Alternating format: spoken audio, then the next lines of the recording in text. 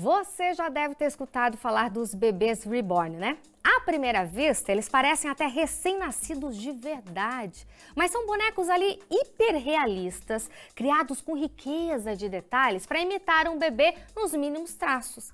Agora a gente vai acompanhar um pouco do contexto histórico desses bebês reborn e depois aqui no estúdio eu vou entrevistar a nossa maravilhosa Daisy Rosa, já que ultimamente, aparentemente, vivemos ali um surto coletivo dos tais bebês reborn. Olha só. A técnica dos bebês reborn nasceu nos Estados Unidos, no fim dos anos 90, com artesãos que buscavam dar mais realismo a bonecas de vinil como peças de coleção. Com o tempo, virou um negócio bem lucrativo. Esses bonecos têm veias aparentes, marcas de nascença, cheirinho de bebê e até o peso de um recém-nascido. O trabalho é tão minucioso que quem vê acredita se tratar de um bebê de verdade. E há quem coloque nome, compra enxoval, monta quarto, sai para passear com o boneco no carrinho e até simula a rotina de cuidados como se fosse um filho. E é aí que mora o risco. Quando a fantasia ultrapassa os limites da imaginação e começa a substituir vínculos reais, o alerta acende. Nos últimos meses, o Brasil vem vivendo uma espécie de surto coletivo em torno dos bebês reborn. Vídeos nas redes sociais mostram mulheres levando os bonecos para mercado, ao médico, passeando de carrinho, registrando certidão de nascimento em cartório e já tem até casal brigando na justiça pela guarda do bebê reborn. Eles estão cada vez mais presentes nas ruas e nas telas, com feiras, lojas especializadas e até perfis nas redes sociais com milhares de seguidores. É arte, é consolo ou um pedido de ajuda silencioso? E depois de conhecer então um pouquinho mais sobre os bebês reborn, agora a gente vai conversar sobre o que está por trás dessa ligação tão forte, né, que muitas pessoas criam com esses bonecos. Afinal, o que leva alguém a cuidar de um reborn como se fosse um bebê real? Isso é saudável? Pode virar uma fuga da realidade? Quem conversa com a gente sobre esse tema é a psicoterapeuta Daisy Rosa, que também é especialista em luto.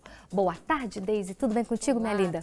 Tudo bem. Que maravilha tê-la aqui juntinho comigo. E temos mais alguém aqui juntinho com a gente hoje. Tem um bebê hoje com a gente. Tem um bebezinho. Gente, olha como pode, gente. É muito realista. Esse aqui é o bebezinho da nossa maravilhosa, da filha da nossa superprodutora Juliana, que cedeu, né? Ela falou, pode levar lá, tia Paty, pode levar o meu bebê reborn lá pra mostrar na TV. Então tá aqui, ó. A mãe dessa criança é uma criança. A mãe dessa criança é uma criança. Ah, tá tudo bem. Então tá tudo certo. Daisy, mas o que leva, por exemplo, um adulto, né? Uma mulher adulta, a se apegar tanto assim, ó, com um bebezinho reborn, assim, um boneco? O que é esse apego tão forte? Quando a gente fala desse boom que tá dando e muitas pessoas comentando, né? Veja, as pessoas elas podem ter hobbies, e tem. Muitas vezes, né? As pessoas têm hobbies, gostam disso e tudo mais. E o meu hobby, ele se torna saudável até o momento em que eu não ultrapasso a barreira da sua vida, do seu contexto social e assim por diante.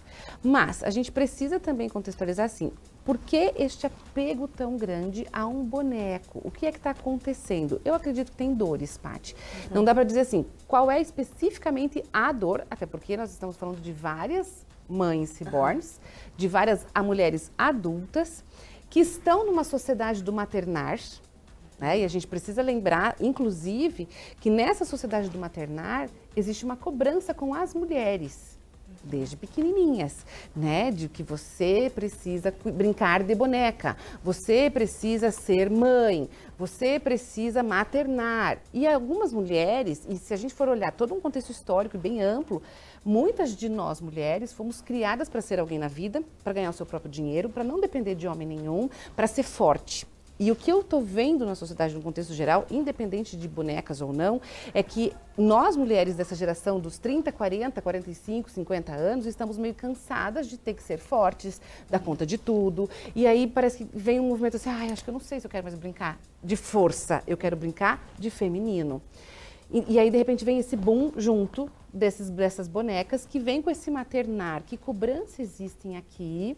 Ou o que eu não pude fazer lá na minha história enquanto criança? O que eu deixei de fazer enquanto criança?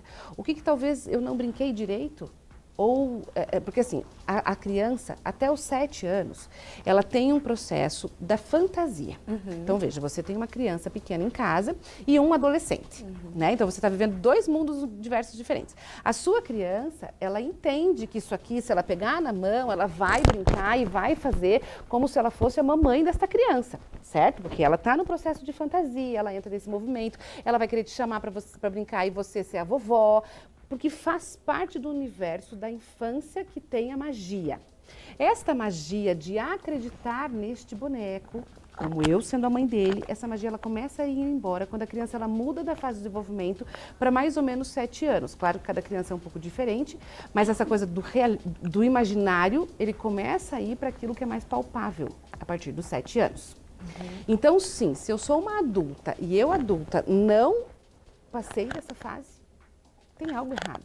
E Deise, nós estamos vendo também algumas mulheres levando os bebês reborn para mercado, para consultas na UPA, esperando na fila, junto com outras mães. O que é isso? Porque... Aqui entra um surto coletivo. E é por isso que a população, de um modo geral, tem se incomodado tanto e foi para as redes sociais. Por quê? Porque enquanto talvez eu esteja no meu hobby, sem incomodar ninguém, em casa? Em casa, seja lá o que for. A gente já questiona, mas ok. Agora, a partir do momento em que eu quero um espaço numa fila, que eu quero que o médico deixe de atender uma criança real para atender um boneco, para que eu tenha privilégios diferentes, porque eu tenho um boneco na mão, um adulto fazendo isto, nós estamos falando de um adulto que talvez ele não está entendendo o contexto social real de vida. De vida. Por quê? Porque se tem vida, a gente dá prioridade para quem tem vida, né? E aí, quando começa esse coletivo, entra num universo de surto coletivo, onde as pessoas começam a se revoltar com isso. Aí tem muitos também falando assim, mas os homens brincam de videogame até hoje. Os homens, eles têm bonecos, que eles colecionam de bonecos de super-heróis, de carrinhos, disso e daquilo. Por que as mulheres não podem ter bonecas? Então, vamos lá. Os homens que estão ficando muito tempo no videogame têm problemas, porque deixam de trabalhar, deixam de ficar com os filhos, e eles também têm problemas. Os homens que estão o dia inteiro ou gastando tudo que eles têm para brincar com o seu carro, automóvel, numa pista, sei lá da onde, ou uma moto, sei lá do que, e não cuida do básico da sua família. Tá no excesso do hobby, este homem tem problema. Se eu sou um homem em que eu troco uma mulher real para ter uma boneca inflável, para as minhas questões de intimidade, este homem tem algo que precisa ser olhado e trabalhado. Então, nós não estamos falando só da mãe reborn, nós estamos falando de adultos, homens e mulheres, onde o excesso do prazer em que não envolve realidade está atrapalhando a minha vida. A partir do momento em que eu passo horas, e a gente sabe que existem muitos homens, até mulheres, não só homens, que passam horas dentro de um videogame no mundo virtual, para não ter contato, para não ter que falar o que eu penso, para não ter que lidar com as minhas emoções. Então, tudo aquilo que está passando do equilíbrio e começa a atrapalhar a vida do outro que convive comigo enquanto sociedade, sim, estamos falando de um problema de saúde mental que precisa ser olhado.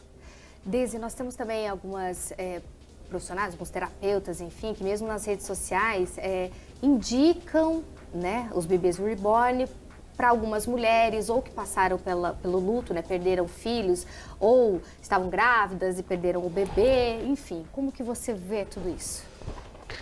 Ai, que pergunta difícil da gente responder sobre outros profissionais, né? Mas então vamos lá, como especialista do luto, sim, existem hoje algumas pesquisas que estão entrando no mercado, sem muitas comprovações, porque é muito fácil eu falar, eu acho que é bom. O eu acho não me faz detentor de uma sabedoria. Eu preciso investigar e pesquisar. Então, o que eu vou falar agora não é baseado numa pesquisa, porque eu também não fiz pesquisa com mamães reborns, certo? Porém, diante de um processo do luto, eu tenho uma perda que ela é real. Se eu quebrei este vaso, e eu amo este vaso, e eu quebro este vaso, eu preciso olhar para essa perda. Eu só vou conseguir ressignificar, eu posso até comprar novos vasos, certo? Mas esse, eu preciso chorar por ele. Então, eu não posso enfiar vasos novos. É a mesma coisa, tá? Do que eu falar, a mamãe perdeu, o cachorro morreu. Aí as mães vão lá e compram outro cachorro igual para a criança não sofrer a dor. Erradíssimo fazer isso. Porque esta criança precisa chorar o cachorro X Para depois que ele chorar o cachorro X, o cachorro Y ter um espaço para o cachorro Y. Até o próprio bebê reborn, que vem no lugar da criança que não está mais aqui, ela não é um bebê reborn. Ela é a troca. E aí eu não consigo nem olhar para a boneca direito porque eu estou esperando aquele que não está mais. Então eu preciso sim, as dores, e talvez é isso um problema social, um surto coletivo da gente estar sempre bem, feliz e contente. Não dá para a gente ficar bem, feliz e contente o tempo inteiro. Nós não somos, se somos humanos, se respiramos, se sentimos, ninguém no mundo é feliz o tempo inteiro. Então, se eu quebrei o vaso, eu tenho todo o direito do mundo de sentir por isso. Se eu perdi um animal, se eu perdi um bebê, se eu perdi uma criança, uma pessoa, eu não posso substituir com outra. Cada um tem um espaço no meu coração. Seja um objeto, seja um animal, ou seja uma pessoa. Então, eu até fiz um vídeo nas redes sociais falando que eu iria montar um cemitério de bebê reborn. E, enfim, até viralizou e eu falei assim, meu Deus, né? Era um vídeo brincando com a minha profissão. Furou a bolha. Porque assim, mas não tem como ter um cemitério para isso. Eu não sei onde vão ficar todos esses bebês.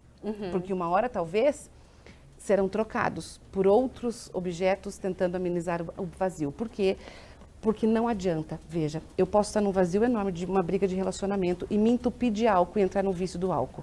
O vazio continua. Aí então eu vou parar de beber, aí eu vou começar a comer. O vazio continua. Aí então eu vou parar de comer tanto e vou comprar. O vazio continua. Enquanto eu não olhar para o vazio, nós não teremos pessoas saudáveis. Então a gente precisa olhar para nossas dores, independente de qual for ela. Isso, e aqui a gente faz um adendo, né, de parabéns às artesãs. Ah, sim, elas são maravilhosas. As artesãs maravilhosas que fazem esses bebês realistas, viu? Parabéns pra vocês. Aqui a gente tá falando da questão do exagero, né? Isso. Nada de crítica a vocês, artesãs maravilhosas, né? Que estão ganhando o seu peixe no dia a dia, né? Ganhando o seu pão do dia a dia também. E são maravilhosas, porque essas bonecas, elas são incríveis, porque elas são muito parecidas. E tá tudo certo com a boneca. O problema não são as bonequinhas. Elas são ótimas, elas são lindas. O problema está no eu adulto, que já passei dos 7 anos, a fase da fantasia não existe mais em mim, e eu ainda preciso achar uma dor que eu preciso trabalhar em terapia. Isso. É isso aí. O primeiro passo, então, para quem, pra gente finalizar, Deise, para essa pessoa, ou a rede de apoio, né, a família que está vendo essa pessoa também consumir dessa forma, né, os bebês reborn, o que fazer? Terapia. Terapia. Antes que eu fale outra coisa. Terapia! Vamos ficar na terapia, tá ótimo. Isso, vamos pra terapia, vamos curar tudo isso de uma forma cada vez mais saudável, porque a gente tá aqui pra ser feliz, mas a gente também tem os altos e baixos da vida, a gente tem que aprender a lidar com tudo isso. E ninguém é feliz o tempo inteiro e tá tudo bem, porque é isso. Nós precisamos, inclusive, dar espaço para as nossas dores, para a nossa tristeza, para o nosso mal-estar e para o bem-estar também. Isso, perfeito. Deise, minha linda, passa o seu Instagram, o pessoal te seguir nas redes. Deise Rosa _psicoterapeuta. Perfeito, obrigada mais uma vez. Obrigada. Excelente semana, minha linda.